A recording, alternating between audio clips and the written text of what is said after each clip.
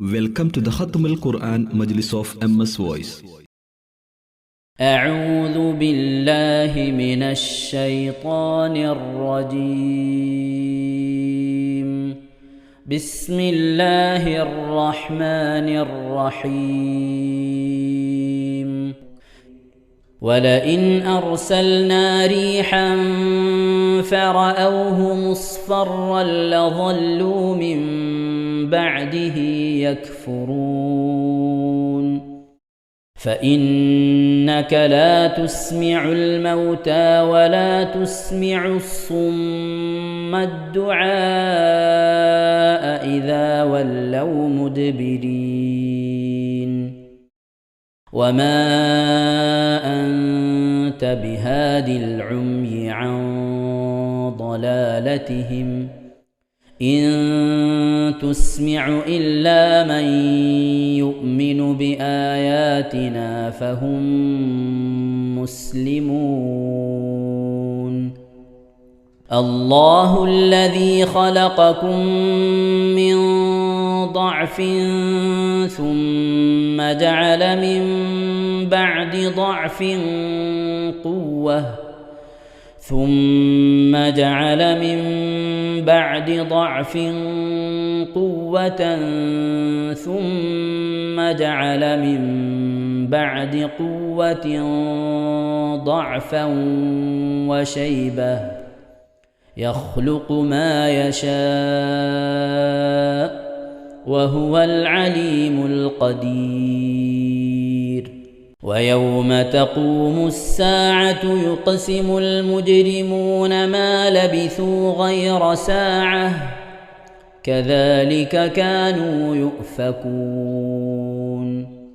وقال الذين أوتوا العلم والإيمان لقد لبثتم في كتاب الله إلى يوم البعث فهذا يوم البعث ولكنكم كنتم لا تعلمون. فيومئذ لا ينفع الذين ظلموا معذرتهم ولا هم يستعتبون. ولقد ضربنا للناس في هذا القرآن من كل مثل ولئن جئتهم بآية ليقولن الذين كفروا إن أنتم إلا مبطلون. كذلك يطبع الله على قلوب الذين لا يعلمون. فاصبر إن وعد الله حق ولا يستخفنك الذين لا يوقنون. بسم الله الرحمن الرحيم. ألف لام ميم. تلك آيات الكتاب الحكيم هدى ورحمة للمحسنين الذين يقيمون الصلاة ويؤتون الزكاة وهم بالآخرة هم يوقنون. أولئك على هدى من ربهم وأولئك هم المفلحون. ومن الناس من يشتري لهو الحديث ليضل عن سبيل الله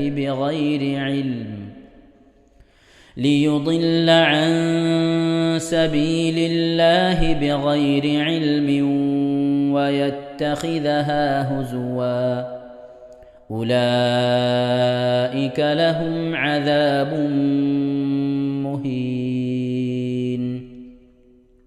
وإذا تتلى عليه آياتنا ولى مستكبرا كأن لم يسمعها كأن في أذنيه وقرا فبشره بعذاب أليم إن الذين آمنوا وعملوا الصالحات لهم جنات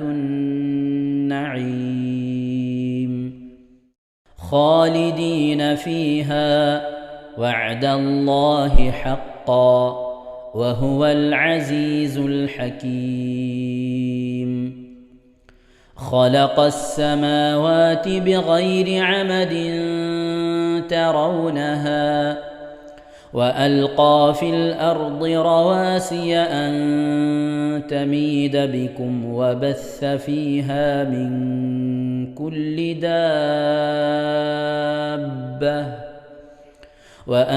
وأنزلنا من السماء ماء فأنبتنا فيها من كل زوج كريم هذا خلق الله فأروني ماذا خلق الذين من دونه بل الظالمون في ضلال مبين صدق الله العظيم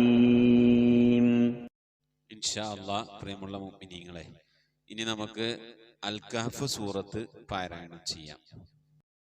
أعوذ بالله من الشيطان الرجيم بسم الله الرحمن الرحيم الحمد لله الذي أنزل على عبده الكتاب ولم يجعل له عوجا قيما لينذر بأسا شديدا من لدنه ويبشر المؤمنين الذين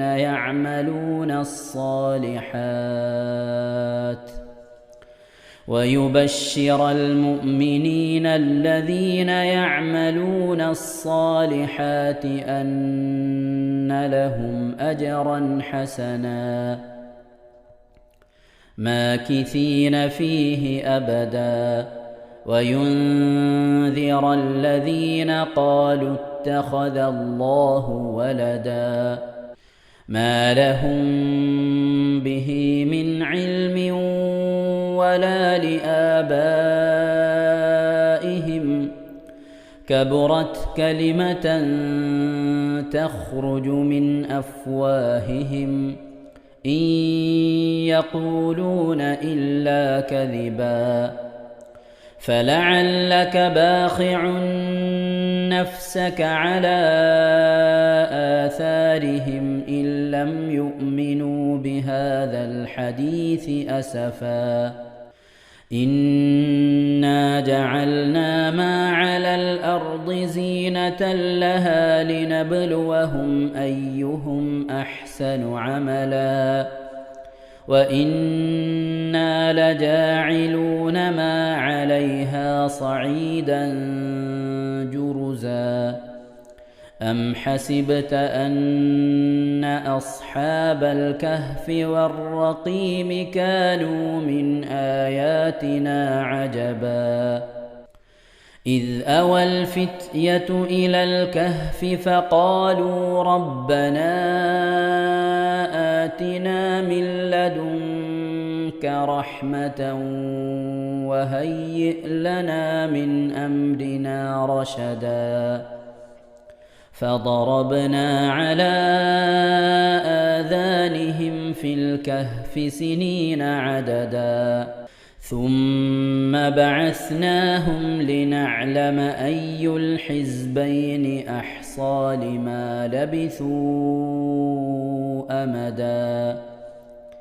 نحن نقص عليك نبأهم بالحق إنهم فتية آمنوا بربهم وزدناهم هدى وربطنا على قلوبهم إذ قاموا فقالوا ربنا رب السماوات والأرض لن ندعو من دونه إلها لقد قلنا إذا شططا هؤلاء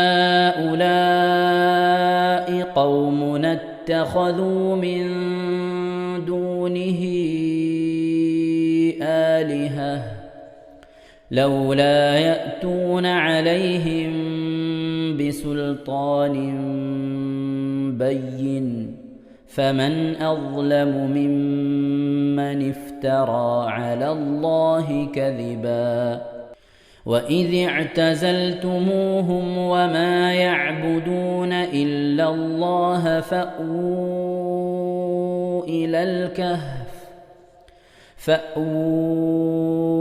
إلى الكهف ينشر لكم ربكم من رحمته ويهيئ لكم من أمركم مرفقا وترى الشمس إذا طلعت تزاور عن كهفهم ذات اليمين وإذا غربت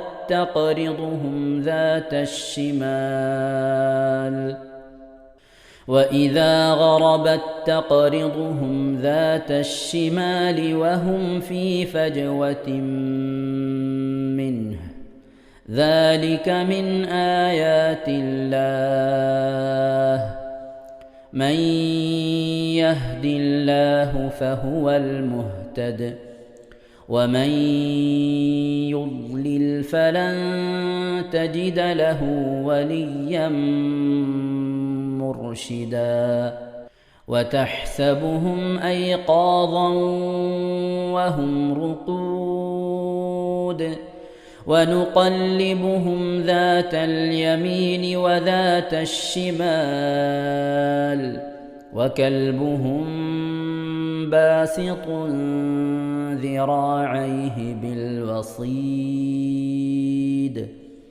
لو اطلعت عليهم لوليت منهم فرارا ولملئت منهم رعبا وكذلك بعثناهم ليتساءلوا بينهم قال قائل منهم كم لبثتم قالوا لبثنا يوما أو بعض يوم قالوا ربكم أعلم بما لبثتم فابعثوا أحدكم بورقكم هذه إلى المدينة فلينظر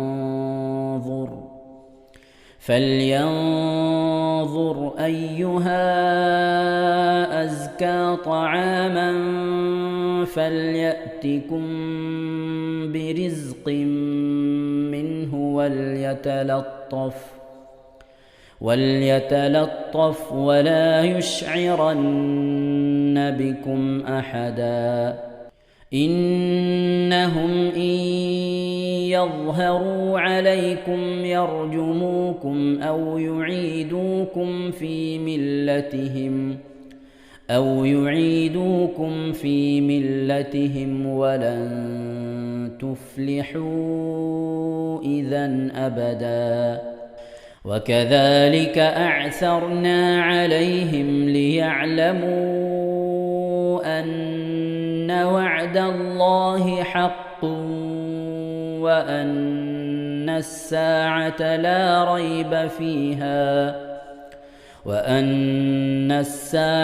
لا ريب فيها إذ يتنازعون بينهم أمرهم فقالوا بنوا عليهم بنيانا ربهم أعلم بهم قال الذين غلبوا على أمرهم لنتخذن عليهم مسجدا سيقولون ثلاثة رابعهم كلبهم ويقولون خمسة سادسهم كلبهم رجما بالغيب ويقولون سبعة وثامنهم كلبهم قل ربي أعلم بعدتهم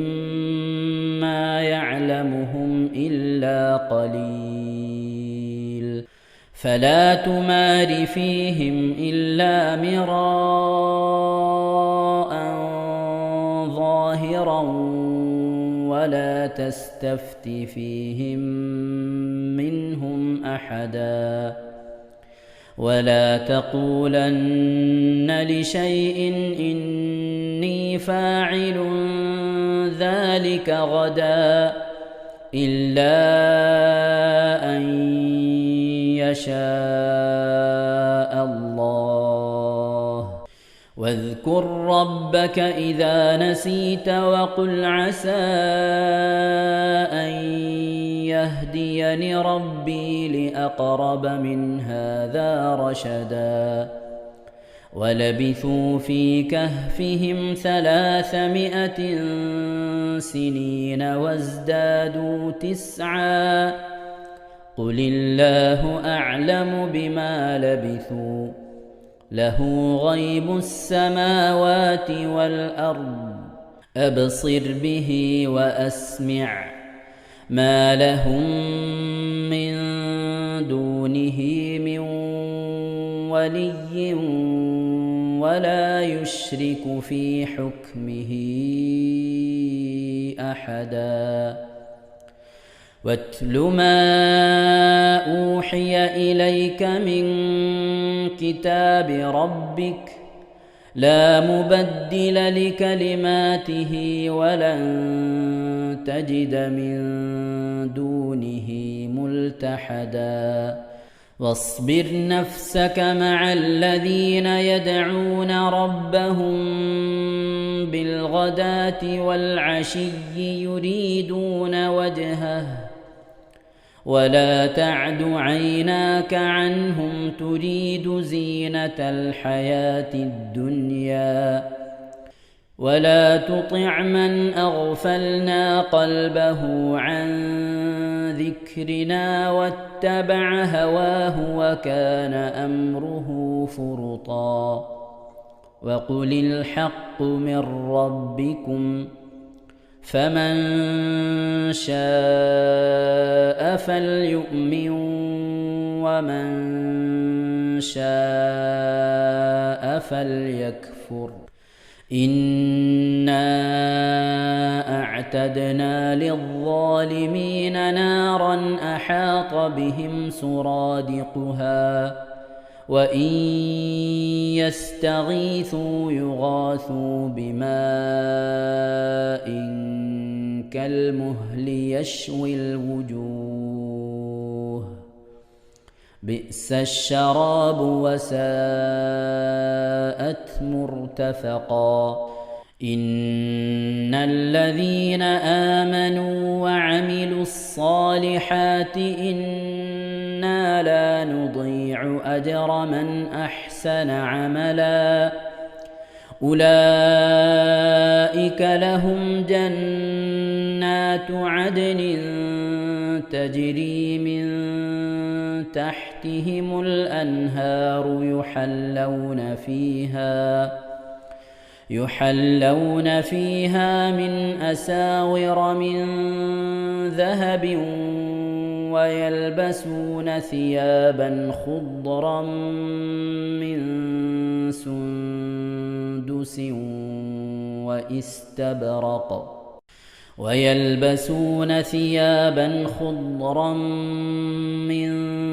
سندس واستبرق متكئين فيها على الأرائك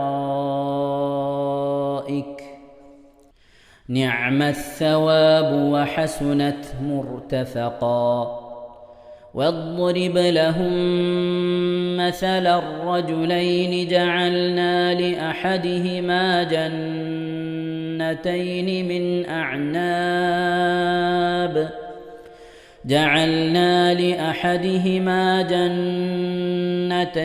من أعناب وحففناهما بنخل وجعلنا بينهما زرعا كلتا الجنتين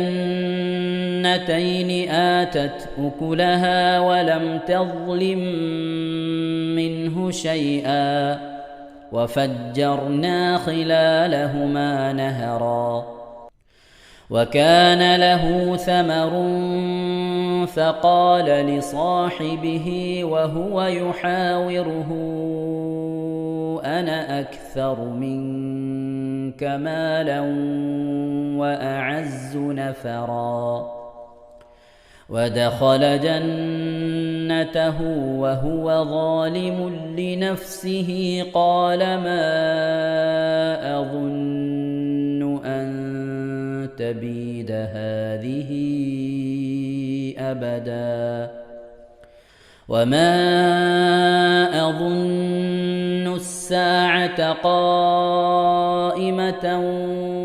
ولئن رددت إلى ربي لأجدن خيرا منها منقلبا قال له صاحبه وهو يحاوره أكفرت بالذي خلقك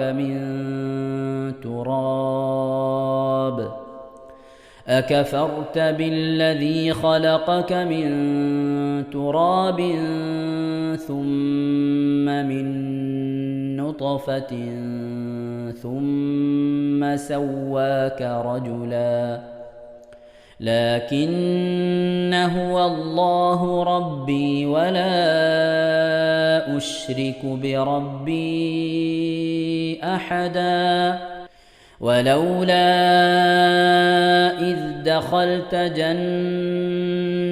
قلت ما شاء الله لا قوة إلا بالله إن ترني أنا أقل منك مالا وولدا فعسى ربي أن يؤتيني خيرا من جنتك ويرسل عليها حسبانا من السماء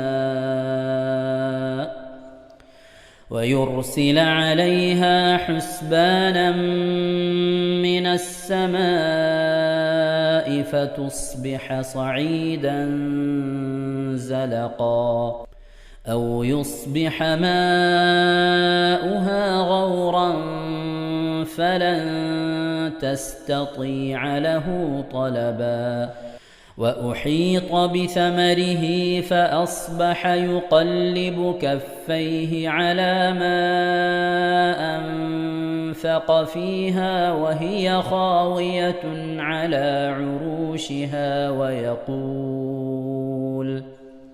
ويقول يا ليتني لم أشرك بربي أحدا ولم تكن له فئة ينصرونه من دون الله وما كان منتصرا هنالك الولاية لله الحق هو خير ثوابا وخير عقبا واضرب لهم مثل الحياة الدنيا كماء أنزلناه من السماء فاختلط به نبات الأرض فأصبح هشيما تذروه الرياح وكان الله على كل شيء مقتدرا. المال والبنون زينة الحياة الدنيا والباقيات الصالحات خير عند ربك ثوابا وخير أملا. ويوم نسير الجبال وترى الأرض بارزة وحشرناهم فلم نغادر منهم أحدا وعرضوا على ربك صفا لقد جئتمونا كما خلقناكم أول مرة بل زعمتم أن لن نجعل لكم موعدا. ووضع الكتاب فترى المجرمين مشفقين مما فيه ويقولون يا ويلتنا ما لهذا الكتاب لا يغادر صغيرة ولا كبيرة إلا أحصاها ووجدوا ما عملوا حاضرا ولا يظلم ربك أحدا. وإذ قلنا للملائكة اسجدوا لآدم فسجدوا إلا إبليس كان من الجن ففسق عن أمر ربه أفتتخذونه وذريته أولياء من دوني وهم لكم عدو بئس للظالمين بدلا. ما أشهدتهم خلق السماوات والأرض ولا خلق أنفسهم وما كنت متخذ المضلين عضدا. ويوم يقول نادوا شركائي الذين زعمتم فدعوهم فلم يستجيبوا لهم وجعلنا بينهم موبقا. ورأى المجرمون النار فظنوا أنهم مواقعوها ولم يجدوا عنها مصرفا. ولقد صرفنا في هذا القرآن للناس من كل مثل وكان الإنسان أكثر شيء جدلا.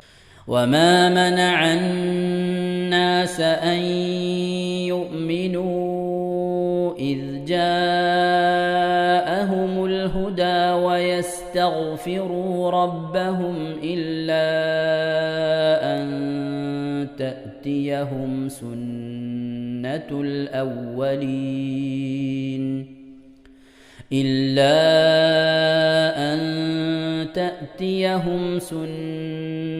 الأولين أو يأتيهم العذاب قبلا. وما نرسل المرسلين إلا مبشرين ومنذرين ويجادل الذين كفروا بالباطل ليدحضوا به الحق واتخذوا آياتي وما أنذروا هزوا. ومن أظلم ممن ذكر بآيات ربه فأعرض عنها ونسي ما قدمت يداه إنا جعلنا على قلوبهم أكنة أن يفقهوه وفي آذانهم وقرا وإن تدعهم إلى الهدى فلن يهتدوا إذن أبدا وربك الغفور ذو الرحمة لو يؤاخذهم بما كسبوا لعجل لهم العذاب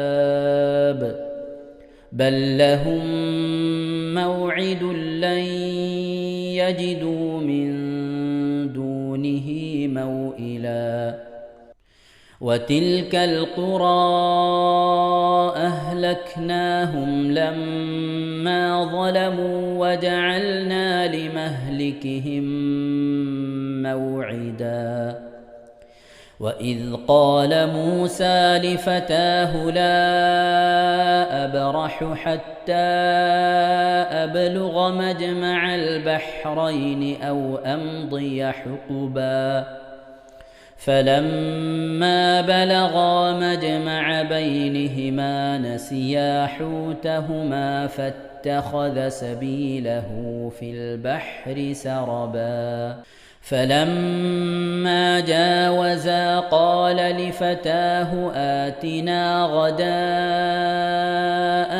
لقد لقينا من سفرنا هذا نصبا قال أرأيت إذ أوينا إلى الصخرة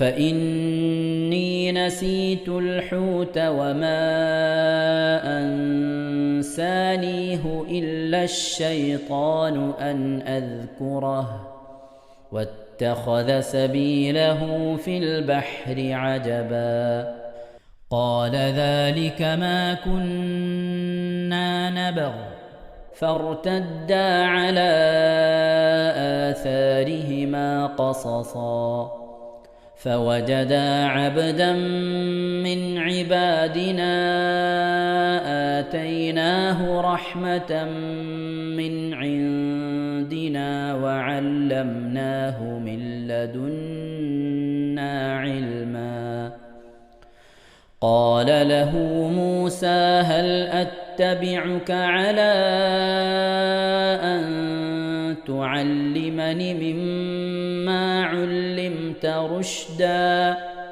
قال إنك لن تستطيع معي صبرا وكيف تصبر على ما لم تحط به خبرا قال ستجدني إن شاء الله صابرا ولا أعصي لك أمرا قال فإن اتبعتني فلا تسألني عن شيء حتى أحدث لك منه ذكرا فانطلقا حتى إذا ركبا في السفينة خرقها قال أخرقتها لتغرق أهلها لقد جئت شيئا إمرا قال ألم أقل إنك لن تستطيع معي صبرا قال لا تؤاخذني بما نسيت ولا ترهقني من أمري عسرا فانطلقا حتى إذا لقيا غلاما فقتله قال أقتلت نفسا زكية بغير نفس قال أقتلت نفسا زكية بغير نفس لقد جئت شيئا نكرا قال ألم أقل لك إنك لن تستطيع معي صبرا قال إن سألتك عن شيء بعدها فلا تصاحبني قد بلغت من لدني عذرا فانطلقا حتى إذا أتيا أهل قرية استطعما أهلها فأبوا أن يضيفوهما فوجدا فيها جدارا يريد أن ينقض فأقامه قال لو شئت لاتخذت عليه أجرا قال هذا فراق بيني وبينك سأنبئك بتأويل ما لم تستطع عليه صبرا أما السفينة فكانت لمساكين يعملون في البحر فأردت أن أعيبها وكان وراءهم ملك يأخذ كل سفينة غصبا وأما الغلام فكان أبواه مؤمنين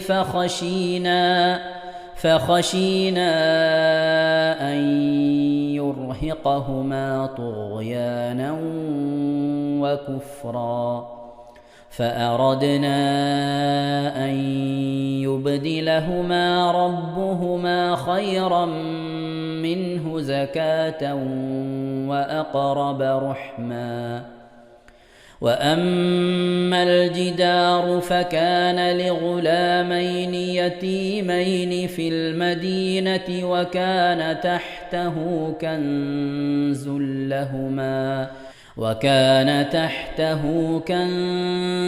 لهما وكان أبوهما صالحا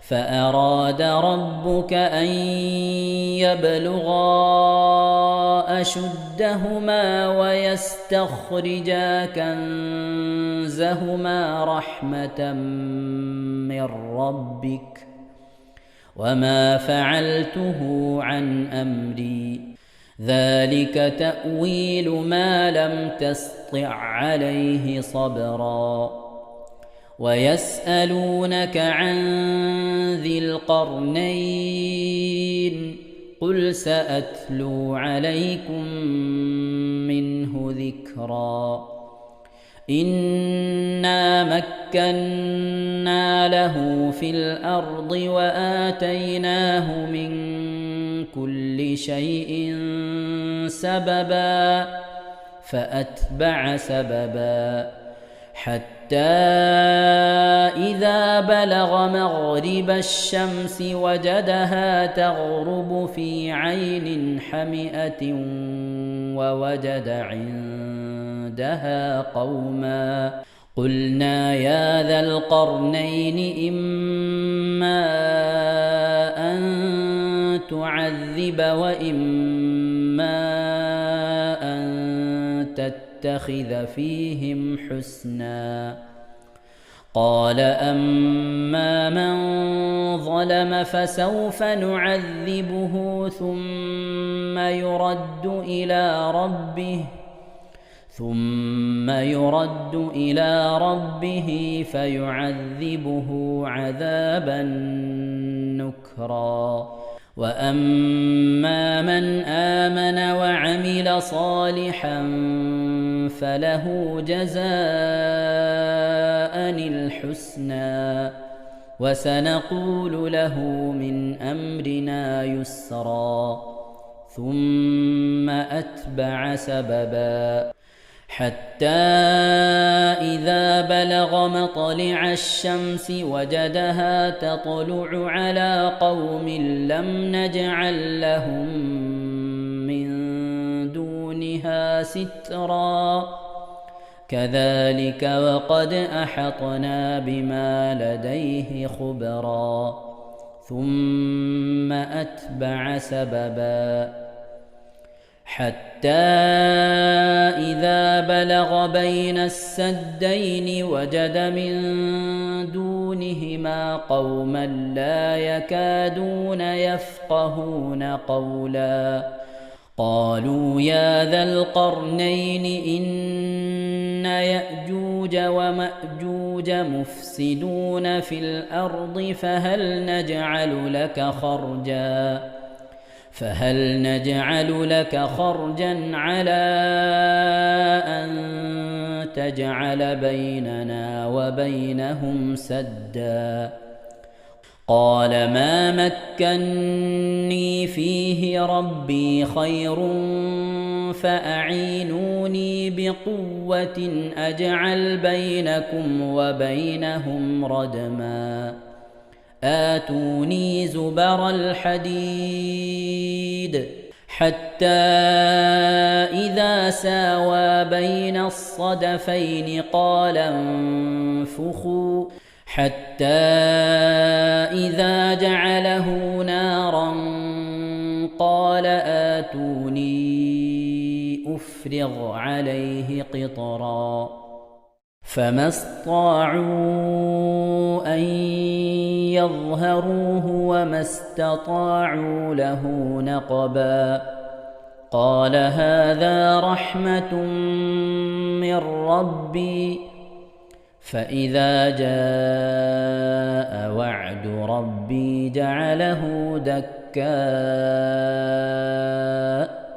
وكان وعد ربي حقا وتركنا بعضهم يومئذ يموج في بعض ونفخ في الصور فجمعناهم جمعا وعرضنا جهنم يومئذ للكافرين عرضا الذين كانت أعينهم في غطاء عن ذكري وكانوا لا يستطيعون سمعا أفحسب الذين كفروا أن يتخذوا عبادي من دوني أولياء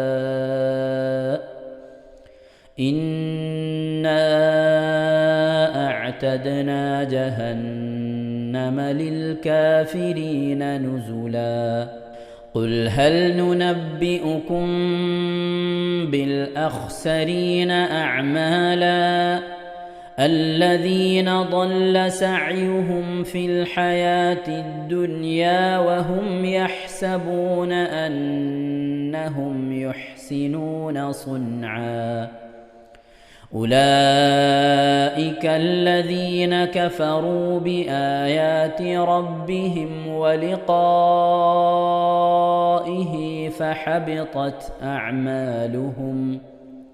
فحبطت أعمالهم فلا نقيم لهم يوم القيامة وزنا ذلك جزاؤهم جهنم بما كفروا واتخذوا آياتي ورسلي هزوا إن الذين آمنوا وعملوا الصالحات كانت لهم جنات الفردوس نزلا خالدين فيها لا يبغون عنها حولا قل لو كان البحر مدادا لكلمات ربي لنفد البحر قبل أن تنفد كلمات ربي ولو جئنا بمثله مددا قل إنما أنا بشر مثلكم يوحى إلي أنما إلهكم إله واحد فمن كان يرجو لقاء ربه فليعمل عملا صالحا ولا يشرك بعبادة ربه أحدا صدق الله العظيم. ഇൻഷാ അല്ലാഹ് പ്രിയമുള്ള മുഅ്മിനീങ്ങളെ, ഇനി സൂറത്തു സജദയാണ് നാം ഓതാൻ പോകുന്നത്. എല്ലാവരും സൂറത്തു സജദ എടുത്ത് സാവധാനം മുസ്ഹഫിൽ നോക്കി ഉസ്താദിന്റെ കൂടെ റാഹത്തായിട്ട് ഓതുക ഇൻഷാ അല്ലാഹ്. أعوذ بالله من الشيطان الرجيم. بسم الله الرحمن الرحيم. ألف لام ميم. تنزيل الكتاب لا ريب فيه من رب العالمين. أم يقولون افتراه بل هو الحق من ربك لتنذر قوما ما أتاهم من نذير من قبلك لعلهم يهتدون. الله الذي خلق السماوات والأرض وما بينهما في 6 أيام ثم استوى على العرش. ما لكم من دونه من ولي ولا شفيع أفلا تتذكرون. يدبر الأمر من السماء إلى الأرض ثم يعرج إليه في يوم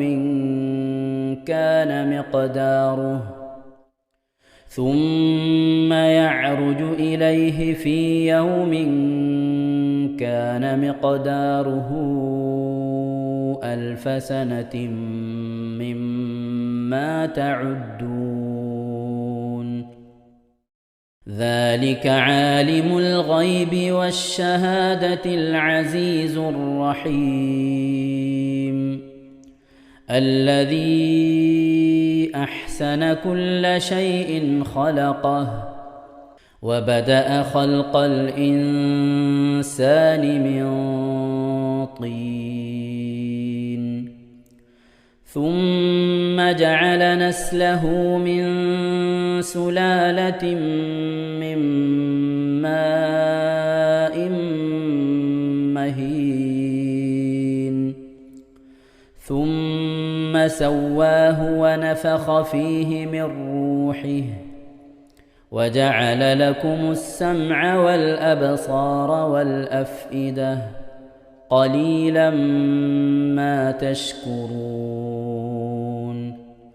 وقالوا أإذا ضللنا في الأرض أإنا لفي خلق جديد بل هم بلقاء ربهم كافرون.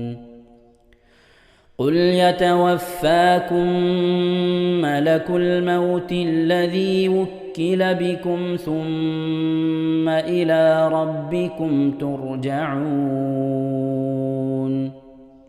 ولو ترى إذ المجرمون ناكسوا رؤوسهم عند ربهم ربنا أبصرنا وسمعنا فارجعنا نعمل صالحا إنا موقنون. ولو شئنا لآتينا كل نفس هداها ولكن حق القول مني لأملأن جهنم من الجنة والناس أجمعين. فذوقوا بما نسيتم لقاء يومكم هذا إنا نسيناكم وذوقوا عذاب الخلد بما كنتم تعملون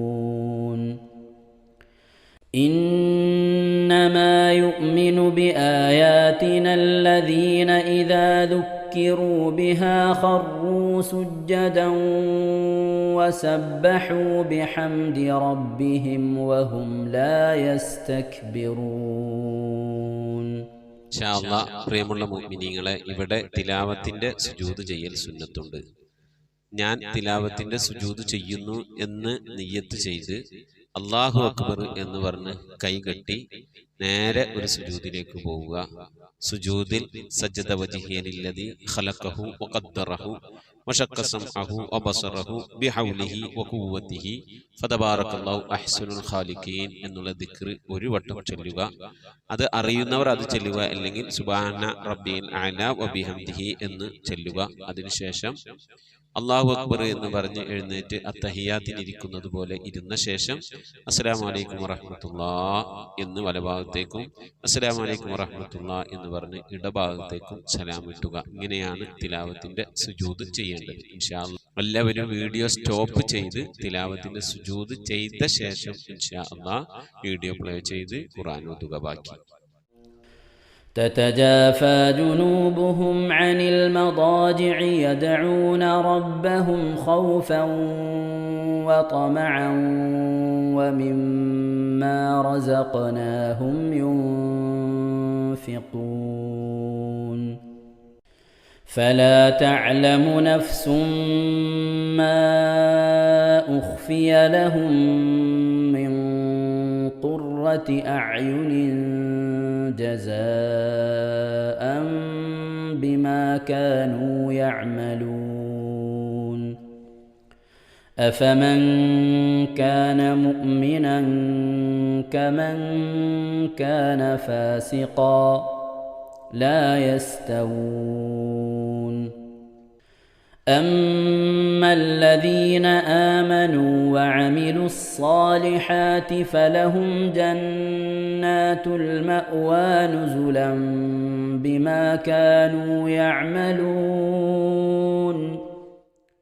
وأما الذين فسقوا فمأواهم النار كلما أرادوا أن يخرجوا منها أعيدوا فيها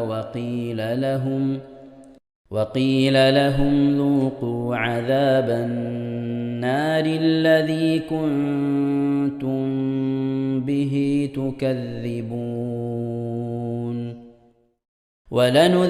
ولنذيقنهم من العذاب الأدنى دون العذاب الأكبر لعلهم يرجعون ومن أظلم ممن ذكر بآيات ربه ثم أعرض عنها إنا من المجرمين منتقمون ولقد آتينا موسى الكتاب فلا تكن في مرية من لقائه وجعلناه هدى لبني إسرائيل وجعلنا منهم أئمة يهدون بأمرنا لما صبروا وكانوا بآياتنا يوقنون إن ربك هو يفصل بينهم يوم القيامة فيما كانوا فيه يختلفون أولم يهد لهم كم أهلكنا من قبلهم من القرون يمشون في مساكنهم إن في ذلك لآيات أفلا يسمعون أولم يروا أنا نسوق الماء إلى الأرض الجرز فنخرج به زرعا تأكل منه أنعامهم وأنفسهم أفلا يبصرون ويقولون متى هذا الفتح إن كنتم صادقين قل يوم الفتح لا ينفع الذين كفروا إيمانهم ولا هم ينظرون فأعرض عنهم وانتظر إنهم منتظرون صدق الله العظيم. ഇൻഷാ അല്ലാഹ് പ്രിയമുള്ള മുഅ്മിനീങ്ങളെ, ഇനി അള്ളാഹുവിൻ്റെ പരിശുദ്ധ നാമങ്ങൾ അടങ്ങിയ അസ്മാഉൽ ഹുസ്ന ചൊല്ലി ദുആ ചെയ്യാനാണ് പോകുന്നത്. ഇൻഷാ അല്ലാഹ് അള്ളാഹുവിൻ്റെ പരിശുദ്ധമായ നാമങ്ങൾ അസ്മാഉൽ ഹുസ്ന ഇവിടെ നിന്ന് ചൊല്ലിത്തരും. നിങ്ങളെല്ലാവരും ഒപ്പം കേട്ട് ചെല്ലുക. അള്ളാഹു നമ്മെ ഏവരെയും അവൻ്റെ റിള ലഭിക്കുന്നവരുടെ കൂട്ടത്തിൽ, തൃപ്തി ലഭിക്കുന്നവരുടെ കൂട്ടത്തിൽ, നമ്മുടെയൊക്കെ ആഖിബത്ത് നന്നാവുന്നവരുടെ കൂട്ടത്തിൽ ഉൾപ്പെടുത്തി അനുഗ്രഹിക്കട്ടെ. ആമീൻ യാ റബ്ബൽ ആലമീൻ. أعوذ بالله من الشيطان الرجيم. أعوذ بالله من الشيطان الرجيم. بسم الله الرحمن الرحيم. بسم الله الرحمن الرحيم. اللهم إنا نسألك ونتوسل إليك ونتضرع إليك بأسمائك الحسنى يا الله يا رحمن يا الله يا رحيم يا الله يا ملك يا الله يا قدوس يا الله يا سلام يا الله يا مؤمن يا الله يا مهيمن يا الله يا عزيز يا الله يا جبار يا الله يا متكبر يا الله يا خالق يا الله يا بارئ يا الله يا مصبر يا الله يا غفار يا الله يا قهار يا الله يا وهاب يا الله يا رزاق يا الله يا فتاح يا الله يا عليم يا الله يا قابل يا الله يا باسط يا الله يا خافل يا الله يا رافع يا الله يا معز يا الله يا مذل يا الله يا سميع يا الله يا بصير يا الله يا حكم يا الله يا عدل يا الله يا لطيف يا الله يا خبير يا الله يا حليم يا الله يا عظيم يا الله يا غفور يا الله يا شكور يا الله يا علي يا الله يا كبير يا الله يا حفيظ يا الله يا مقيت يا الله يا حسيب يا الله يا جليل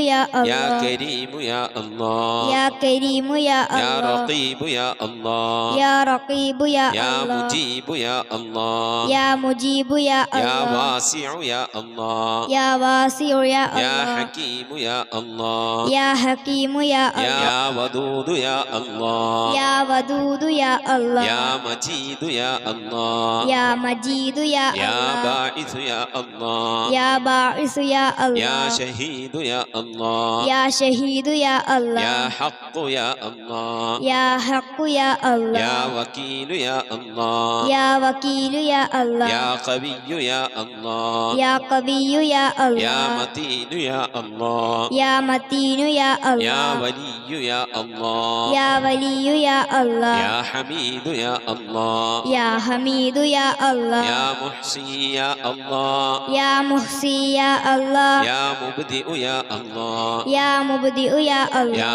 معيد يا الله يا معيد يا الله محيي يا الله يا محيي يا الله مميت يا الله يا مميت يا الله حي يا الله يا حي يا الله قيوم يا الله يا قيوم يا الله واجد يا الله يا واجد يا الله ماجد يا الله يا ماجد يا الله واحد يا الله يا واحد يا الله صمد يا الله يا صمد يا الله قادر يا الله يا قادر يا الله مقتدر يا الله يا مقتدر يا الله مقدم يا الله يا مقدم يا الله مؤخر يا الله يا مؤخر يا الله أول يا الله يا أول يا الله آخر يا الله يا آخر يا الله ظاهر يا الله يا ظاهر يا الله باطن يا الله يا باطن يا الله والي يا الله يا والي يا الله متعالي يا الله يا متعالي يا الله بر يا الله يا بر يا الله تواب يا الله يا تواب يا الله منتقم يا الله يا منتقم يا الله عفو يا الله يا غفور يا الله رؤوف يا الله يا رؤوف يا الله مالك الملك يا الله يا مالك الملك يا الله يا ذا الجلال والإكرام يا الله يا ذا الجلال والإكرام يا الله يا مقسط يا الله يا مقسط يا الله يا جامع يا الله يا جامع يا الله يا غني يا الله يا غني يا الله يا مغني يا الله يا مغني يا الله يا مانع يا الله يا مانع يا الله يا ضار يا الله يا ضار يا الله يا نافع يا الله يا نافع يا الله يا نور يا الله يا نور يا الله يا هادي يا الله يا هادي يا الله يا بديع يا الله يا بديع يا الله يا باقي يا الله يا باقي يا الله يا وارث يا الله يا وارث يا الله يا رشيد يا الله يا رشيد يا الله يا صبور يا الله يا صبور يا الله എല്ലാവരും ആമീൻ പറയുക. أن تحفظنا بحفظك آمين وتحمينا بحمايتك آمين وتكفينا بكفايتك آمين وتحرسنا بحولك وقوتك آمين وتعيدنا بتعيدك آمين وتنصرنا بنصرك آمين وتهدينا بهدايتك آمين وترعانا برعايتك آمين وتنظر إلي بعين عنايتك آمين وأن تجعلنا من عبادك الصالحين آمين الذين لا خوف عليهم ولا هم يحزنون آمين سبحان ربك رب العزة عما يصفون آمين وسلام على المرسلين والحمد لله رب العالمين آمين وصلى الله على سيدنا محمد وعلى آله وصحبه وسلم تسليما كثيرا كثيرا ഇൻഷാ അല്ലാഹ്. പ്രിയമുള്ള മുഅ്മിനീങ്ങളെ, ഇനി സലാം ബൈത്തിൽ നിന്ന് അല്പം നമുക്ക് ചൊല്ലാം. സ്വലാവാതി അലന്നബി വസലാമി വഹുവ ഖൈറുൽ അനാമി ബദറു തമാമി അസ്സലാമു അലൈക സൈനൽ അംബിയാഇ السلام عليك أتقى الأتقياء صلواتي على النبي وسلامي وهو خير الأنام بدر تمامي السلام عليك أصفى الأصفياء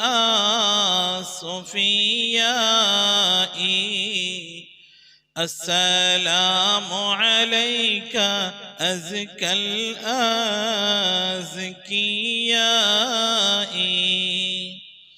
صلواتي على النبي وسلامي وهو خير الأنام بدر تمامي السلام عليك من ربي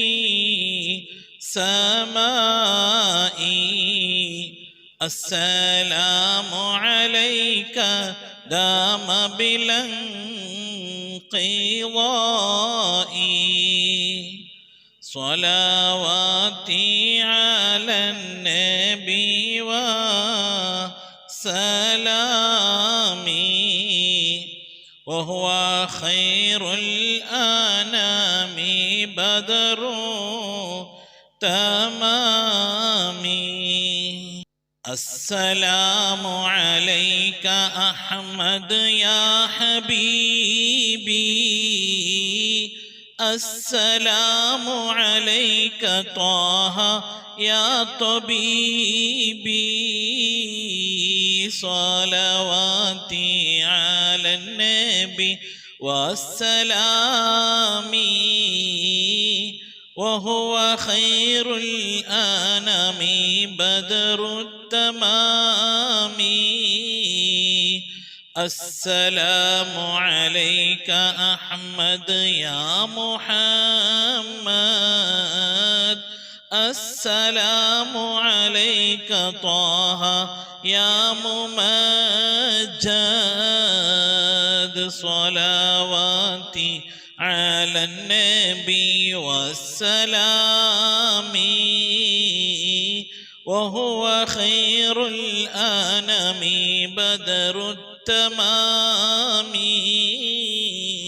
السلام عليك يا كهفا وما قصد السلام عليك يا حسنا تفرد صلواتي على النبي والسلام وهو خير الأنام بدر التمام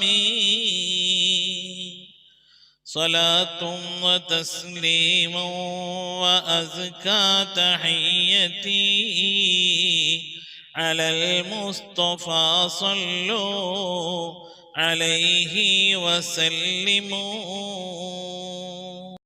ഇൻഷാ അല്ലാഹ് പ്രിയമുള്ള മുഅ്മിനീങ്ങളെ നമ്മുടെ സ്വലാത്ത് ദിക്ർ മജ്ലിസിലേക്ക് പ്രവേശിക്കാം. എല്ലാവരും മനസ്സറിഞ്ഞ ഹബീബായ പ്രവാചകൻ സല്ലല്ലാഹു അലൈഹി വസല്ലം തങ്ങളെ മനസ്സിൽ കരുതിക്കൊണ്ട് ആ ഹബീബിന്റെ റൗളയിലേക്ക് എത്തണം. മഖ്ബൂലും മബ്റൂറുമായ ഹജ്ജും ഉംറയും മർളിയായി സിയാറത്തൊക്കെ ചെയ്യാനുള്ള അവസരം ഉണ്ടാകണം. ഹബീബിനെ സ്വപ്നത്തിൽ കാണണം, ഹബീബിന്റെ ആ ദർശനം നമുക്കുണ്ടാകണം എന്നുള്ള ആ നിയ്യത്ത്, നല്ല നിയ്യത്ത് വെച്ചുകൊണ്ട് ഇൻഷാ അല്ലാഹ് 11 സ്വലാത്ത് ചൊല്ലാം. اللهم صل على محمد وعلى آل محمد كما صليت على إبراهيم وعلى آل إبراهيم إنك حميد مجيد. اللهم صل على محمد وعلى آل محمد كما صليت على إبراهيم وعلى آل إبراهيم إنك حميد مجيد. اللهم صل على محمد وعلى آل محمد كما صليت على إبراهيم وعلى آل إبراهيم إنك حميد مجيد. اللهم صل على محمد وعلى آل محمد كما صليت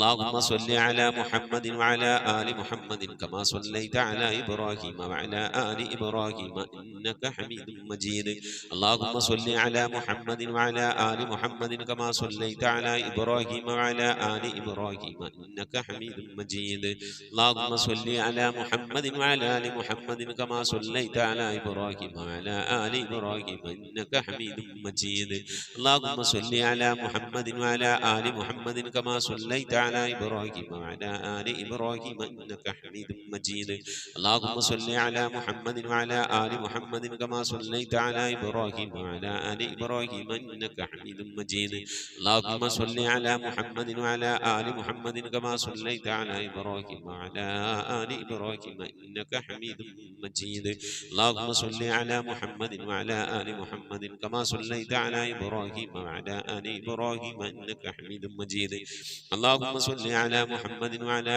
آل محمد كما صليت على إبراهيم وعلى آل إبراهيم إنك حميد مجيد اللهم صل على محمد وعلى آل محمد كما صليت على إبراهيم وعلى آل إبراهيم إنك حميد مجيد اللهم صل على محمد وعلى آل محمد كما صليت على إبراهيم وعلى آل إبراهيم إنك حميد مجيد اللهم صل على محمد وعلى آل محمد كما صليت على إبراهيم وعلى آل إبراهيم إنك حميد مجيد إن شاء الله പ്രിയമുള്ള മുഅ്മിനീങ്ങളെ ഇനി എല്ലാവരും ഖിബിലയിലേക്ക് തിരിഞ്ഞിരിക്കണേ ഹബീബായ പ്രവാചകൻ സല്ലല്ലാഹു അലൈഹി വസല്ലമ തങ്ങളുടെ റൗള ശരീഫ് മനസ്സിലേക്ക് കൊണ്ടുവരണേ എന്നിട്ട് ഹബീബിനെ ഓർത്തുകൊണ്ട് മദീനയുടെ പച്ചക്കുപ്പയുടെ താഴ്വാരത്ത് അന്ത്യവിശ്രമം കൊള്ളുന്ന ലോകത്തിന്റെ രാജകുമാരൻ ഹബീബായ പ്രവാചകൻ സല്ലല്ലാഹു അലൈഹി വസല്ലമ തങ്ങളെ മനസ്സിൽ കണ്ടുകൊണ്ട് ആ ഹബീബിനോട് നമുക്ക് അല്പം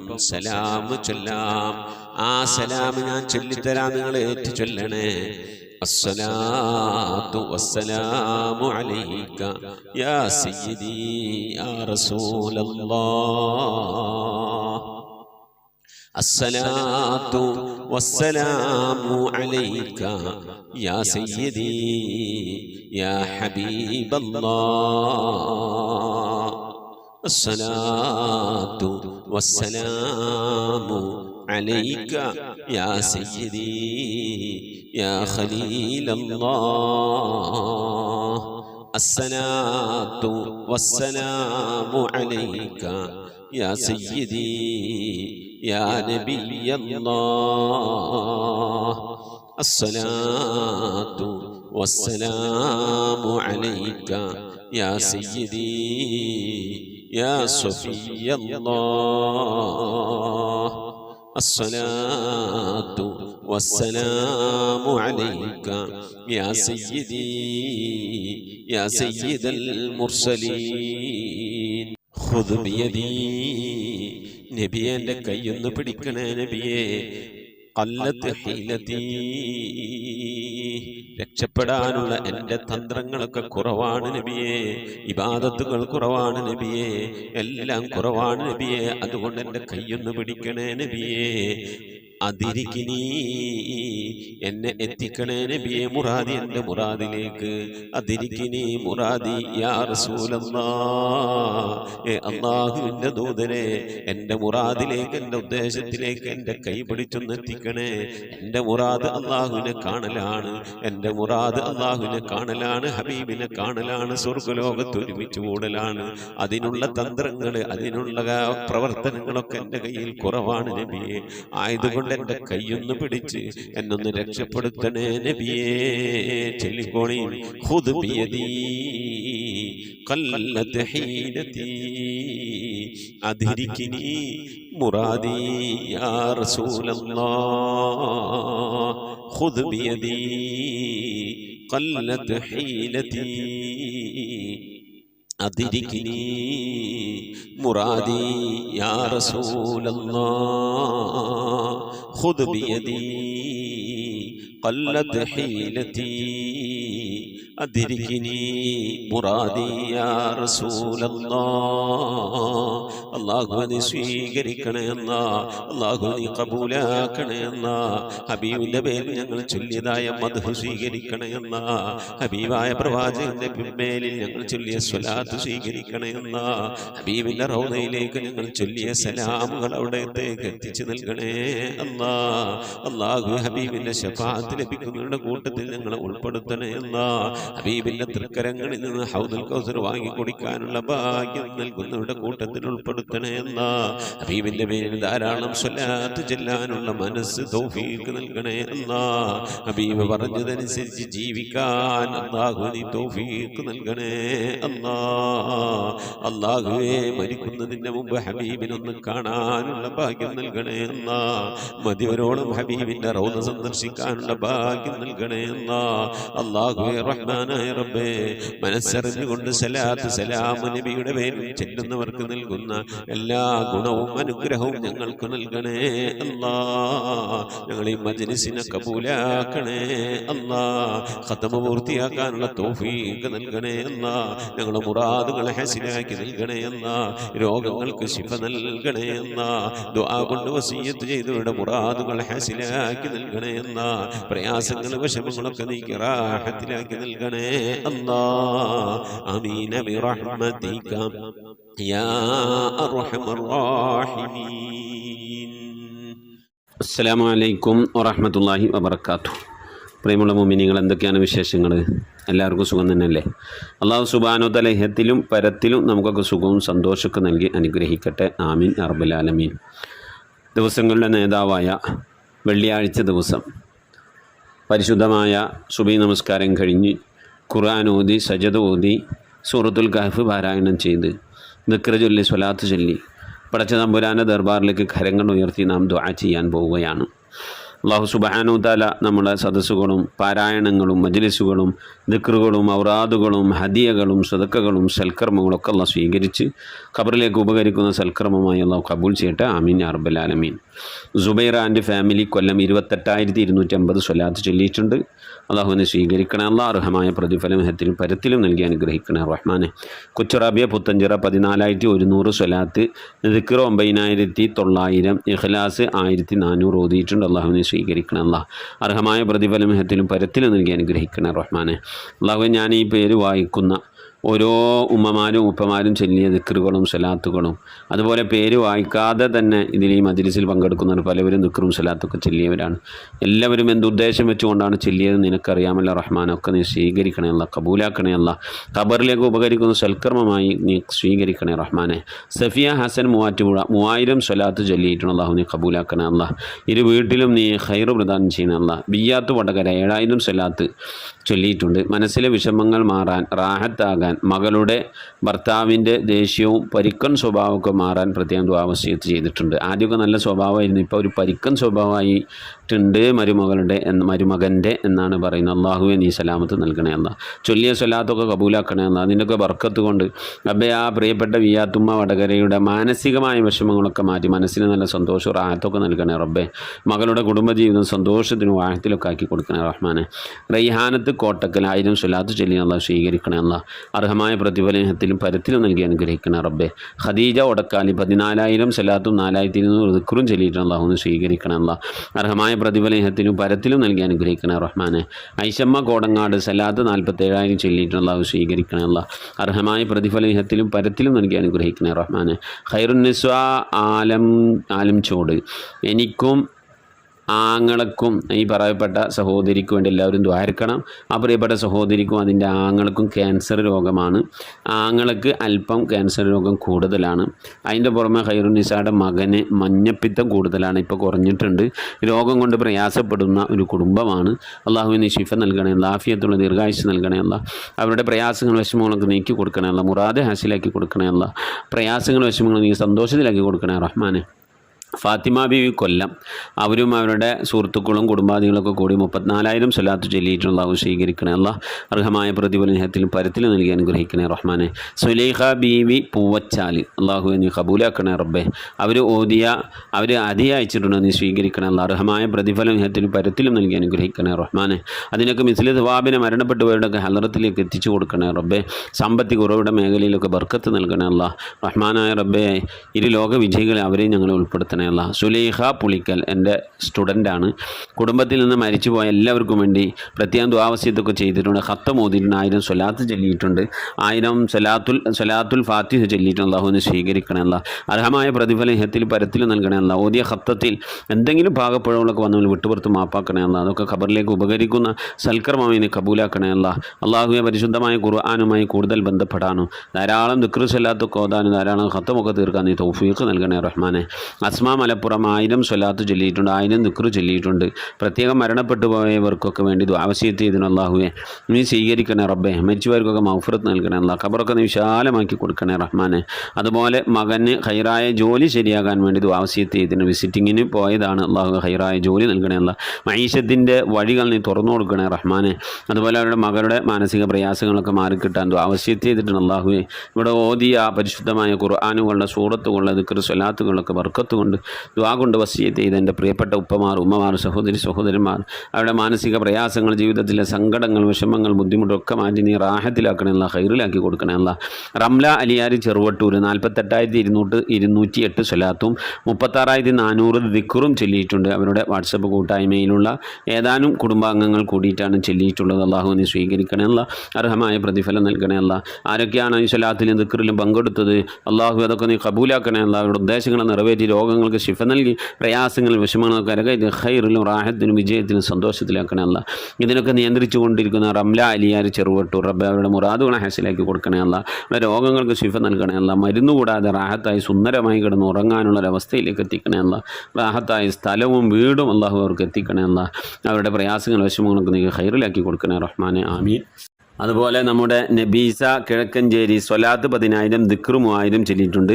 മരണപ്പെട്ടു പോയവർക്കൊക്കെ വേണ്ടി ദുആവസിയത്ത് അല്ലാഹു നീ മഗ്ഫിറത്ത് നൽകണേ. അല്ലാ ഖബർ വിശാലമാക്കി കൊടുക്കണേ. അല്ലാ മരിച്ചുപോയവരുടെയൊക്കെ ഹലറത്തിൽ ഇതിനെ മിസ്ല സവാബിന് എത്തിക്കണേ. അല്ലാ രോഗങ്ങൾക്കൊക്കെ ശിഫ നൽകി ലോക വിജയികൾ ഉൾപ്പെടുത്തണേ റഹ്മാനെ. അതുപോലെ അവരുടെ ആങ്ങളുടെ മരുമകൻ ആശുപത്രിയിലാണ്. ലിവറിൽ വെള്ളം വരുന്ന അസുഖമാണ്, പ്രശ്നമാണ്. ഓപ്പറേഷൻ വേണമെന്നാണ് ഡോക്ടർമാർ പറഞ്ഞിരുന്നത്. അത് ലിവർ മാറ്റിവെക്കണം. ആശുപത്രിയിൽ അഡ്മിറ്റാണ്. ക്രിയാറ്റിന്, അതുപോലെ തന്നെ മഞ്ഞപ്പിത്തം, BP, ഷുഗർ ഇതൊക്കെ കൂടുതലാണ്. ഇതൊക്കെ ഒരു നോർമലായ അവസ്ഥയിൽ വന്നാലാണ് ഈ രോഗിയെ ഓപ്പറേഷൻ ചെയ്യാൻ കഴിയുള്ളൂ. മാത്രമല്ല ലിവർ മാറ്റി വെക്കണമെങ്കിൽ ലിവർ വേറെ ആൾ കൊടുക്കണം. അത് മകൾ കൊടുക്കാമെന്നാണ് പറഞ്ഞിരിക്കുന്നത്. അള്ളാഹു വല്ലാത്തൊരു സാഹചര്യമാണ്. റഹ്മാനായ റബ്ബെ നീ പരിപൂർണ്ണ ശിഫ നൽകി അനുഗ്രഹിക്കണേ. അല്ലാ ആഫിയത്തുള്ള ദീർഘായുസ് നൽകണേ. അല്ലാ പ്രിയപ്പെട്ടവരുടെ ആ കുടുംബത്തിലുള്ള സങ്കടം, പ്രയാസവശം നീ ഹൈറിലാക്കി കൊടുക്കണേ. അല്ലാ സാജിദ തിരുവനന്തപുരം സാജിദ് തിരുവനന്തപുരം നമ്മളെ അറബി അക്ഷരങ്ങളിൽ എഴുതി പഠിച്ച് ഖുർആൻ പഠിച്ചുകൊണ്ടിരിക്കുന്ന ഒരു സ്റ്റുഡൻ്റാണ്. നമ്മളുടെ അറബി എഴുത്തും വായനയിലുള്ള ഹദി അയച്ചിട്ടുണ്ട്. അവരുടെ സുഹൃത്തുക്കളായ 1-2 ആളുകളോട് പറഞ്ഞ് അവരിൽ നിന്നും കൂടി കളക്ട് ചെയ്തുകൊണ്ട് മകളുടെ വിവാഹത്തിലേക്ക് ഹദി അയച്ചിട്ടുണ്ട്. പ്രത്യേകം ദുആവസിയത്ത് ചെയ്തിട്ടുണ്ട്. അള്ളാഹുവിനെ സ്വീകരിക്കണേ. അല്ലാ കബൂലാക്കണേ. അല്ലാ അർഹമായ പ്രതിഫലം ആ പ്രിയപ്പെട്ട സുഹൃത്തിന് നൽകണേ. അല്ലാ ആ സുഹൃത്തിൻ്റെ ഒപ്പം ഈ വിഷയത്തിൽ പങ്കാളികളായവർക്ക് അർഹമായ പ്രതിഫലം നൽകണേ. അല്ലാ അവരുടെ സാമ്പത്തിക ഉറവിട മേഖലയിലൊക്കെ ബർക്കത്ത് നൽകണേ. അല്ലാ റബ്ബെ പ്രയാസങ്ങൾ, വിഷമങ്ങൾ, പ്രതിസന്ധികളും കരകയറ്റി ലോക വിജയികൾ ഉൾപ്പെടുത്തി അനുഗ്രഹിക്കണേ. അല്ലാ ആമീൻ യാ റബ്ബൽ ആലമീൻ. റംലത്ത് പാലക്കാട് 7,000 സ്വലാത്ത് 3,000 ദിക്ർ. അതുപോലെ തന്നെ ഇഖ്ലാസ് മരണപ്പെട്ടുപോയവർക്കൊക്കെ വേണ്ടി പ്രത്യേകം ദുആവസിയത്ത് ചെയ്തിന് അല്ലാഹു സ്വീകരിക്കണം. അല്ലാ അർഹമായ പ്രതിഫലം ഓതിയവർക്കും ഓതപ്പെട്ടവർക്കും നൽകി അനുഗ്രഹിക്കണം. അല്ലാ അവരുടെ കുടുംബങ്ങളിൽ നീ ഖത്മുൽ ഖുർആൻ മജ്ലിസുമായി ബന്ധപ്പെട്ടവന് ആർക്കും മരിച്ചുകൊണ്ട് അവർക്കൊക്കെ നീ മഗ്ഫിറത്ത് നൽകി അനുഗ്രഹിക്കണം. അല്ലാ അവരുടെയൊക്കെ ഖബറിലേക്ക് ചൊല്ലിയതിൻ്റെ ഓതിയതിൻ്റെയൊക്കെ മിസ്ലിം സവാബിന് എത്തിച്ചു കൊടുക്കണേ. അല്ലാ അബ്ദുസമീർ മജ്ലിസിലെ മകളുടെ വിവാഹത്തിലേക്ക് ഹദി അയച്ചിട്ടുണ്ട്. അല്ലാഹു കബൂലാക്കണേ. അല്ലാ അർഹമായ പ്രതിഫലത്തിലും പരത്തിലും നൽകി അനുഗ്രഹിക്കണേ. അല്ലാ ദുആവസിയത്ത് അവരെ അയച്ചു കണ്ടില്ല. റബ്ബെ എന്തുദ്ദേശം വെച്ചുകൊണ്ടാണ് ഹദി അയച്ചത് നീ കബൂലാക്കണേ. അല്ലാ റബ്ബെ സാമ്പത്തിക ഉറവിട മേഖലയിലേക്ക് ബർക്കത്ത് നൽകണേ. അല്ലാ മരിച്ചവർക്കൊക്കെ മഗ്ഫിറത്ത് നൽകണേ. അല്ലാ അവരുടെയൊക്കെ ഖബറിലേക്ക് ഇതിൻ്റെ മിസ്ലിം സവാബിന് എത്തിക്കണേ. അല്ലാ അവരുടെ ജീവിതത്തിലും അവരുടെ കുടുംബത്തിലുമൊക്കെ നീ സന്തോഷവും റാഹത്തും നൽകി അനുഗ്രഹിക്കണേ. അല്ലാ സുബൈദ കോയ ഞാൻ മുമ്പ് പറയാറുള്ള മൂവാറ്റുപുഴയിലുള്ള റമളാനിന് 25ഓളം സ്ത്രീകൾ തറാവീന് ഇമാമത്തൊക്കെ നടന്നിരുന്ന ആ വീടാണ് സുബൈദമ്മാൻ്റെ വീട്. അവരുടെ മകന് ഒരു കടമൊക്കെ പെരുന്നാൾ കഴിഞ്ഞാൽ തുടങ്ങണമെന്നൊക്കെ പറഞ്ഞിരുന്നു. ആ കാര്യങ്ങളൊന്നും മുഴുവനായിട്ടും റാഹത്തായിട്ടില്ല. അവരൊക്കെ കടയിലേക്കുള്ള സാധനങ്ങളൊക്കെ വാങ്ങാൻ വേണ്ടി പുറത്തെ സംസ്ഥാനങ്ങളിലേക്ക് പോയിരിക്കുകയാണ്. അതൊക്കെ റാഹത്തായ രീതിയിലൊക്കെ കിട്ടാൻ വേണ്ടിയൊക്കെ പ്രത്യേകം ആവശ്യം ചെയ്തിട്ടുണ്ട്. അള്ളാഹുവെ ആ പ്രിയപ്പെട്ട സഹോദരിയുടെ മകൻ്റെ മഈശത്തിൻ്റെ മേഖലയിലൊക്കെ ബർക്കത്ത് നൽകി നല്ല രീതിയിൽ കടമൊക്കെ തുടങ്ങി നല്ല രീതിയിൽ പ്രവർത്തിക്കാൻ ബർക്കത്താകുന്ന തൗഫീക്ക് നൽകണേ അല്ലാ. അതുപോലെ സുബൈദമ്മാടെ മരുമകളുടെ മൂത്താപ്പ മരിച്ചു, ഇന്നാലില്ലാഹി വ ഇന്നാ ഇലൈഹി റാജിഊൻ. അതുപോലെ സുബൈദമ്മാടെ കൂട്ടുകാരുടെ ഭർത്താവ് മരിച്ചു, ഇന്നാലില്ലാഹി വ ഇന്നാ ഇലൈഹി റാജിഊൻ. അവർക്ക് വേണ്ടി ആവശ്യം ചെയ്തിട്ടുണ്ട്. അള്ളാഹു അവർക്കൊക്കെ നീ ഓഫറത്ത് നൽകണേ റബ്ബേ. അവരുടെ ഖബറൊക്കെ നീ വിശാലമാക്കി കൊടുക്കണേ അല്ലാ. സംഭവിച്ചു പോയ തെറ്റുകുറ്റങ്ങൾ അവർക്കും ഞങ്ങൾക്കൊക്കെ നീ വിട്ടുപുറത്ത് മാപ്പാക്കി തരണേ റഹ്മാനെ. അതുപോലെ എൻ്റെ സുഹൃത്ത് ഒരു ഫൈസിയുണ്ട്, കൂടെ ഒരു കൊല്ലം ജോലി ചെയ്തതാണ്. അവരുടെ പിതാവ് കിഡ്നിയിലൊരു മുഴയുണ്ട്. ആ മുഴ ഓപ്പറേഷൻ ചെയ്ത് കളയുന്ന ഡോക്ടർമാർ പറഞ്ഞത്. പിന്നെ പറഞ്ഞു ഓപ്പറേഷൻ ചെയ്ത് കളഞ്ഞാലും വീണ്ടും ആ കിഡ്നിയിൽ മുഴ വരും. അപ്പോൾ നല്ലത് ഒരു മനുഷ്യന് അള്ളാഹു 2 കിഡ്നി ആണെന്നുണ്ടല്ലോ, ഒന്നെടുത്ത് കളയുക, അപ്പോൾ പിന്നെ വേറെ കുഴപ്പമുണ്ടാവില്ല എന്നാണ് പറഞ്ഞിരിക്കുന്നത്. അപ്പോൾ കിഡ്നി എടുത്ത് കളയുന്ന ഓപ്പറേഷൻ ചെയ്യണം. സാമ്പത്തികമായിട്ടൊക്കെ പ്രയാസമുള്ളൊരു കുടുംബമാണ്. ആയതുകൊണ്ട് തന്നെ മെഡിക്കൽ കോളേജിലേക്ക്, കോഴിക്കോട് മെഡിക്കൽ കോളേജിലേക്ക് എടുത്ത് വാങ്ങിയിട്ടുണ്ട്. മുഅ്മിനീങ്ങളെല്ലാവരും ദ്വാരക്കണം, ഓപ്പറേഷനും മറ്റു കാര്യങ്ങളും സക്സസ് ആകാനും അതുപോലെ അവരുടെ രോഗങ്ങൾ നിശേഷം മാറാനും അതുമായി ബന്ധപ്പെട്ടൊരു പ്രയാസങ്ങളും വിഷമങ്ങളും ഇല്ലാതിരിക്കാനൊക്കെ വേണ്ടി ദ്വാരക്കണം.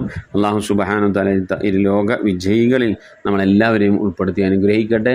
പ്രയാസങ്ങളും പ്രതിസന്ധികളൊക്കെ അല്ലാഹു അവരെയും നമ്മളൊക്കെ കാത്തു രക്ഷിക്കട്ടെ. ആമീൻ യാ റബ്ബൽ ആലമീൻ. മുഅ്മിനീങ്ങളെ, ഒരുപാട് ആളുകൾ ദുആ വസിയത്ത് ചെയ്തിട്ടുണ്ട്. മജ്ലിസിലേക്ക് പലവരും ഹദിയ അയച്ചിട്ടുണ്ട്. മകളുടെ വിവാഹവുമായി ബന്ധപ്പെട്ട് പലവരും അന്വേഷിക്കുന്നുണ്ട്, ഹദിയകൾ അയച്ചിട്ടുണ്ട്. പലവരും വരാൻ വേണ്ടി ഉദ്ദേശിക്കുന്നുണ്ട്. എല്ലാവരും അല്ലാഹു കബൂൽ ചെയ്ത് അനുഗ്രഹിക്കട്ടെ. ആമീൻ. മരണപ്പെട്ടുപോയവരുടെ പേരിൽ ഫാത്തിഹ, ഇഖ്ലാസ്, മുഹമ്മദ് തൈനോദി ഇൻഷാ അല്ലാഹ് നമുക്ക് ദുആയിലേക്ക് പ്രവേശിക്കാം. അൽ ഫാത്തിഹ. أعوذ بالله من الشيطان الرجيم. بسم الله الرحمن الرحيم. الحمد لله رب العالمين الرحمن الرحيم مالك يوم الدين إياك نعبد وإياك نستعين اهدنا الصراط المستقيم صراط الذين أنعمت عليهم غير المغضوب عليهم ولا الضالين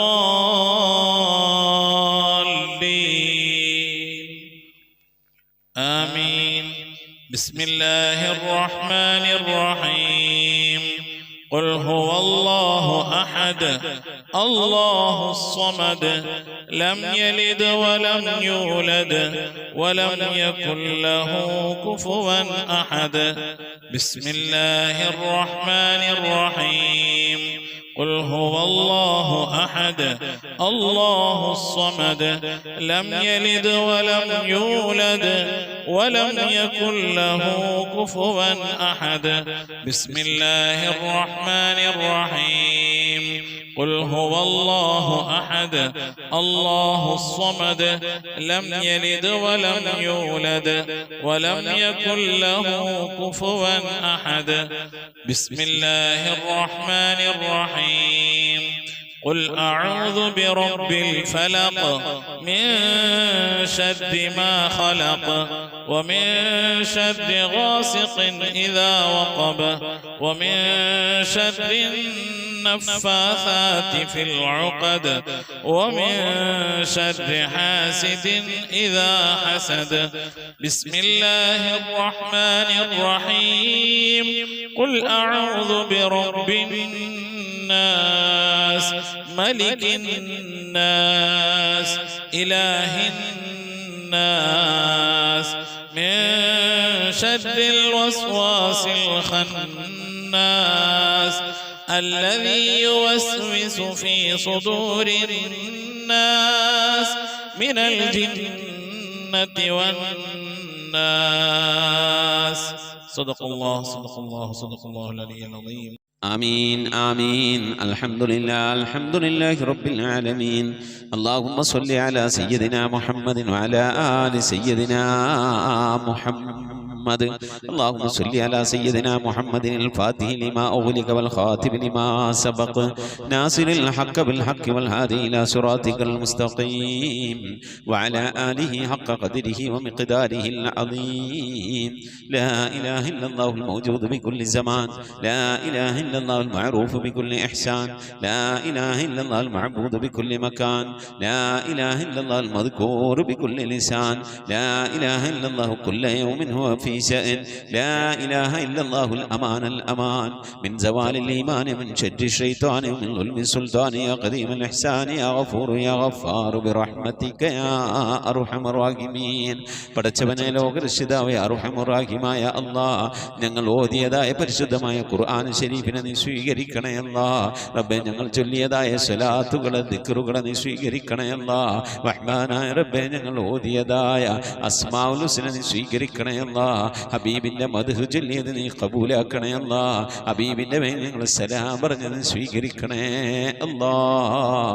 അല്ലാഹു ഇതൊക്കെ നാളെ ഞങ്ങളെ ഖബറിലേക്ക് ഉപകരിക്കുന്ന സൽക്കർമ്മമാക്കണേ അല്ലാഹ്.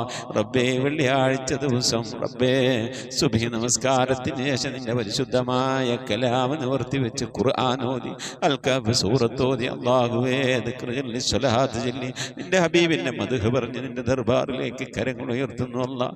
നീ ഞങ്ങളെ സ്വീകരിക്കണേ അല്ലാഹ്.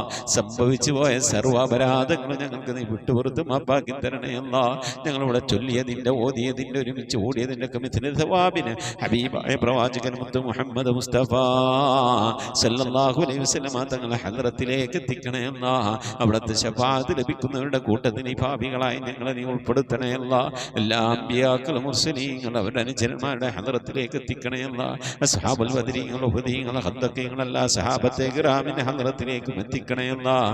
അഹ്ലു ബൈത്തിന്റെ ഹദ്റത്തിലേക്ക് ഉമ്മഹാത്തുൽ മുഅ്മിനീങ്ങളുടെ ഹദ്റത്തിലേക്ക് അയിമ്മത്തുൽ മുജ്തഹിദീങ്ങളുടെ ഹദ്റത്തിലേക്ക് ഖുലഫാഉർ റാഷിദീങ്ങളുടെ ഹദ്റത്തിലേക്ക് അല്ലാഹുവേ എല്ലാ ഔലിയാക്കളുടെ ഹദ്റത്തിലേക്ക് സ്വാലിഹീങ്ങളുടെ സജ്ജനങ്ങളുടെ മശായിഖന്മാരുടെ ഖൈറുൽ അഹ്ലുകാരുടെ ശുഹദാക്കളുടെ സിദ്ദീഖീങ്ങളുടെ ഹദ്റത്തിലേക്ക് എത്തിക്കണേ അല്ലാഹ്. റബ്ബേ, അവർക്കൊക്കെ നിന്റെ അടുക്കലുള്ള പദവികളെ ദറജകളെ സ്ഥാനങ്ങൾ ഉയർത്തി കൊടുക്കണേ അല്ലാഹ്. അവരുടെ ഹക്ക് ജാഹ് ബർക്കത്ത് കൊണ്ട് ഈ പാപികളായി ഞങ്ങളെ നീ രക്ഷപ്പെടുത്തണേ അല്ലാഹ്. ദുനിയാവിനും ആഖിറത്തിനും രക്ഷപ്പെടുത്തണേ അല്ലാഹ്. ദുനിയാവിനും ആഖിറത്തിനും സലാമത്തിലാക്കണേ അല്ലാഹ്. റഹ്മാനായ റബ്ബേ, ഞങ്ങളുടെ ദോഷങ്ങളൊക്കെ വിട്ടുപുറത്ത് മാപ്പാക്കി തരണേ അല്ലാഹ്. ഞങ്ങളുടെ ദോഷങ്ങളുടെ കാഠിന്യം കൊണ്ട് ഞങ്ങളെ നീ ശിക്ഷിക്കല്ല അല്ലാഹ്. ഞങ്ങളെ നീ പരീക്ഷിക്കല്ല അല്ലാഹ്. മാരകമായ രോഗങ്ങൾ തന്ന് ഞങ്ങളെ നീ പരീക്ഷിക്കല്ല അല്ലാഹ്. സാമ്പത്തിക മാനസികമായ പ്രയാസങ്ങൾ തന്ന് ഞങ്ങളെ നീ പരീക്ഷിക്കല്ല അല്ലാഹ്. റഹ്മാനായ റബ്ബേ, അല്ലാഹുവേ, ദുനിയാവിൽ ഞങ്ങൾ സംഭവിച്ചു പോയതൊക്കെ നീ വിട്ടുപുറത്ത് മാപ്പാക്കണേ അല്ലാഹ്. അത് നീ ഖബറിലേക്ക് മാറ്റിവെക്കല്ല അല്ലാഹ്. നാളെ മഹ്ശറയിലേക്ക് മാറ്റിവെക്കല്ല അല്ലാഹ്. നാളെ ഹിസാബിൻ്റെ വേളയിലേക്ക് മാറ്റിവെക്കല്ല അല്ലാഹ്. നീ ഞങ്ങൾക്ക് വിട്ടുപുറത്ത് മാപ്പാക്കി തരണേ അല്ലാഹ്. ഒരു മനുഷ്യൻ ഖബറിൽ നിന്ന് രക്ഷപ്പെട്ടാൽ ദുനിയാവിൽ നിന്ന് ആഖിറത്തിലേക്കുള്ള കടമ്പകൾ കടക്കുന്നതിന് ആദ്യത്തെ കടമയാണ്, ആദ്യത്തെ തടസ്സമാർഗമാണ് ഖബർ എന്ന് പറയുന്നത്. ഖബറിൽ നിന്ന് രക്ഷപ്പെട്ടാൽ അവൻ എല്ലാ സ്ഥലത്തു നിന്ന് രക്ഷപ്പെടുമെന്ന.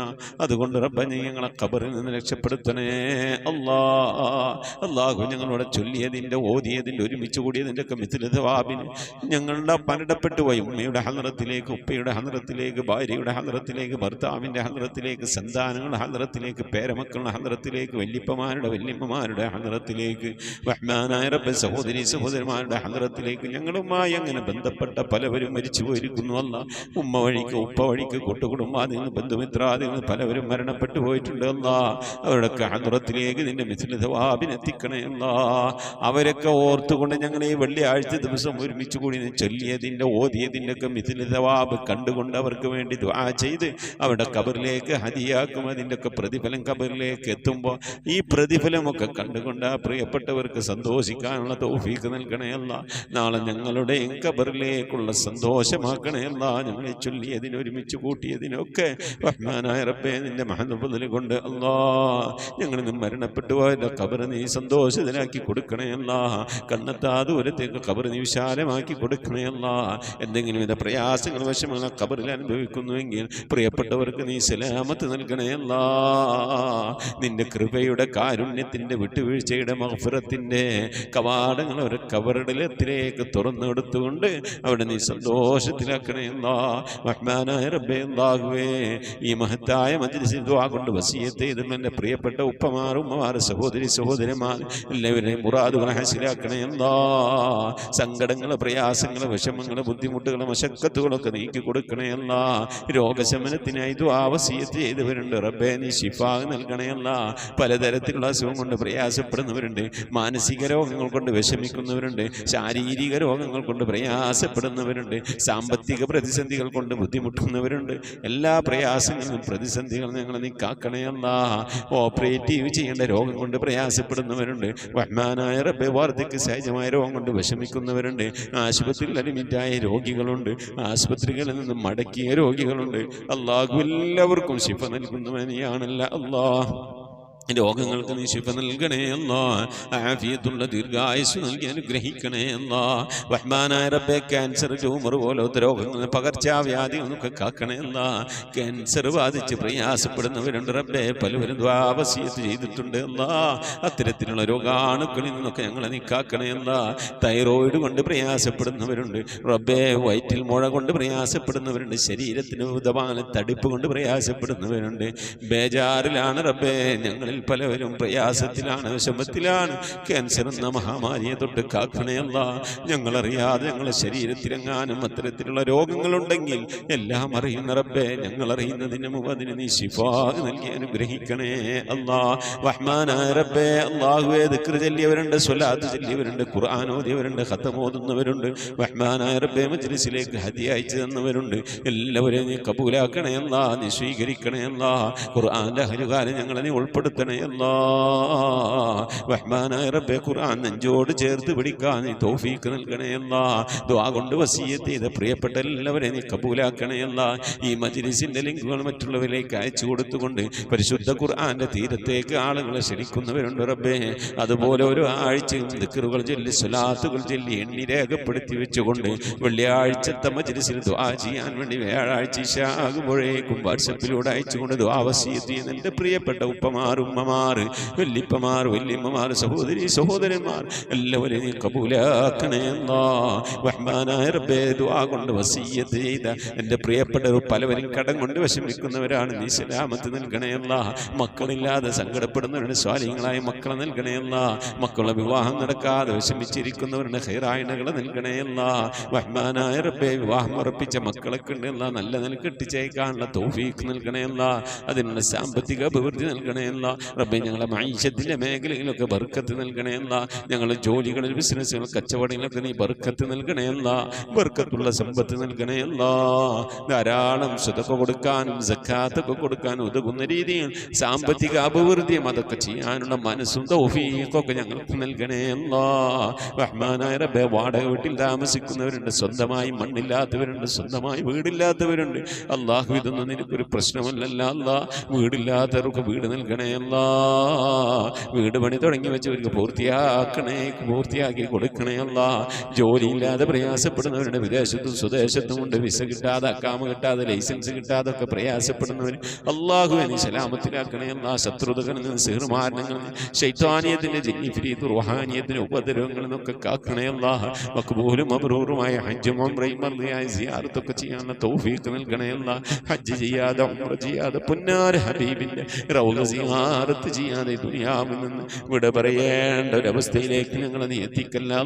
മരിക്കുന്നതിന് മുമ്പ് ഹബീബായ പ്രവാചകൻ മുത്ത് മുഹമ്മദ് മുസ്തഫ സല്ലല്ലാഹു അലൈഹി വസല്ലം തങ്ങളുടെ പുന്നാര പൂമുഖം ഇങ്ങനെ ദർശിച്ചുകൊണ്ട് ദിക്ർ ചൊല്ലി സ്വർഗം കണ്ട് ലാ ഇലാഹ ഇല്ലല്ലാഹ് എന്ന് അല്ലാഹു ഉറക്കനെ ചൊല്ലിക്കൊണ്ടൊരു വെള്ളിയാഴ്ച രാവിലോ അല്ലാഹു ഇതുപോലെ ഒരു വെള്ളിയാഴ്ച പകലിലോ ഈ ദുനിയാവിൽ നിന്ന് വിട പറയാൻ ഞങ്ങൾക്ക് തൗഫീഖ് നൽകണേ ഞങ്ങളെ സക്കറാത്ത് എളുപ്പമാക്കി തരണേ മരണം നന്നാക്കി തരണേ ബിഹഖി മുഹമ്മദിൻ സല്ലല്ലാഹു അലൈഹി വസല്ലം വാലി മുഹമ്മദിൻ സല്ലല്ലാഹു അലൈഹി വസല്ലം വസ്ഹാബി മുഹമ്മദിൻ സല്ലല്ലാഹു അലൈഹി വസല്ലം റബ്ബനാ ആതിനാ ഫിദ്ദുനിയ ഹസനതൻ വഫിൽ ആഖിറതി ഹസനതൻ വഖിനാ അദാബൻ നാർ റബ്ബനാ ഇഗ്ഫിർ ലനാ വർഹംനാ വലിവാലിദീനാ വലിമൻ മാതു മിന്നാ യാ ഗാഫിറൽ മുദ്നിബീൻ ആമീൻ ബിറഹ്മതിക യാ അർഹമർ റഹീമീൻ സല്ലല്ലാഹു തആല വസല്ലം അലാ ഖൈരി ഖൽഖി സയ്യിദിനാ മുഹമ്മദിൻ വആലിഹി വസഹബിഹി അജ്മഈൻ സുബ്ഹാന റബ്ബിക റബ്ബിൽ ഇസ്സതി അമ്മാ യസിഫൂൻ يصفون وسلام على المرسلين والحمد لله رب العالمين بفضله صلى الله على محمد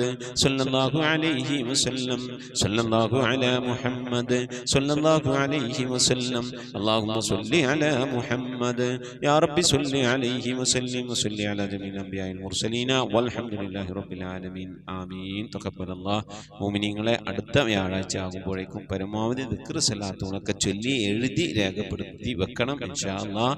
എന്നിട്ട് വ്യാഴാഴ്ച ഇശാ ആകുമ്പോഴേക്കും നമ്മുടെ മജ്‌ലിസിലേക്ക് അയക്കണമെന്ന് ഓർമ്മപ്പെടുത്തുന്നു. നിങ്ങളുടെ വിലയേറിയ ദുആയിൽ ഈ പാവപ്പെട്ട എന്നെയും കുടുംബത്തെ ഉൾപ്പെടുത്തണം. അസ്സലാമു അലൈക്കും വറഹ്മത്തുള്ളാഹി വബറകാതുഹു.